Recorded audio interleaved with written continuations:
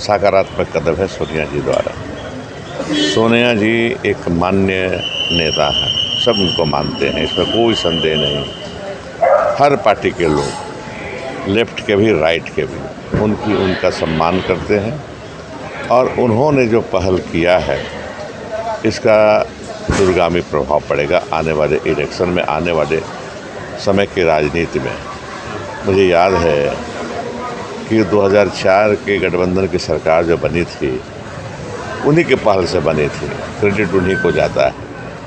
उस समय भी इसी तरह से बीजेपी का राज था, अटल जी प्रधानमंत्री थे, किसी को भरोसा नहीं था कि बीजेपी को हटा पाएंगे, कि कोई पार्टी हटा पाएगी। लेकिन सोनिया जी ने पहल की, सभी पार्टियां एक साथ आईं और बीजेपी का राज चला गया। मैं समझता हूं कि सोनिया जी के इस पहल से राजनीति में बदलाव आएगा, एक सकारात्मक बदलाव आएगा। वो सत्ता में बने रहना चाहते हैं, इसका मतलब जेन केन प्रकारे ना वो सत्ता में बने रहना चाहते हैं।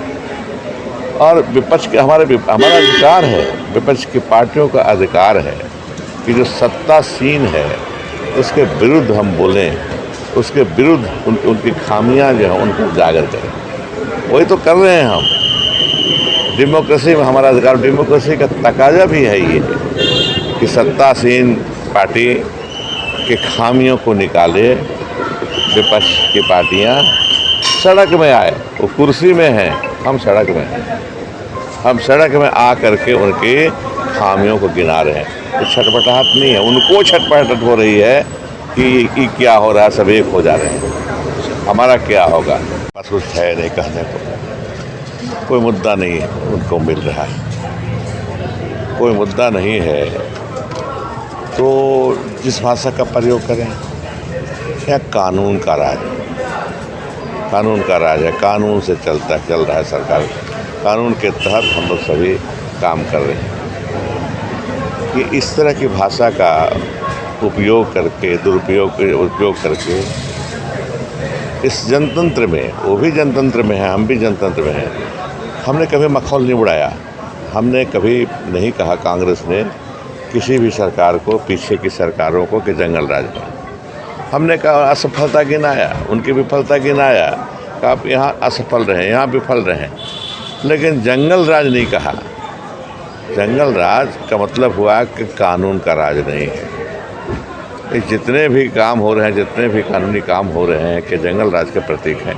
आप जब शुरू में कोविड को आपदा घोषित किए और लॉकडाउन किए, लगभग 68 दिनों का लॉकडाउन रहा, पूरे देश को एक तरह से जेल में बदल दिए। जो स्थितियां पैदा हुई, आप सभी ने, देश ने देखा कि लोग पैदल चले, श्रमिक लोग काम धाम छोड़ के अपने गांव वापस आ गए।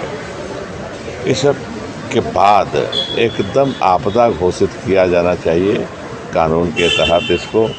और सुप्रीम कोर्ट ने जो कहा है कंपनसेशन देने का, उससे भारत सरकार को पीछे नहीं हटना चाहिए, लोगों को राहत देना चाहिए। आखिर सरकार की, जनता की ही सरकार है, केंद्र में लोगों ने ही चुना है और लोग संकट में है, तकलीफ में है, तो उनकी मदद मुआवजा के रूप में दी जानी चाहिए। अब तो सुप्रीम कोर्ट ने भी फैसला दिया है। न्यूज अपडेट के लिए आप हमारे चैनल को सब्सक्राइब करें। आप हमें फेसबुक और इंस्टाग्राम पर भी फॉलो कर सकते हैं। बने रहे लगातार .in के साथ।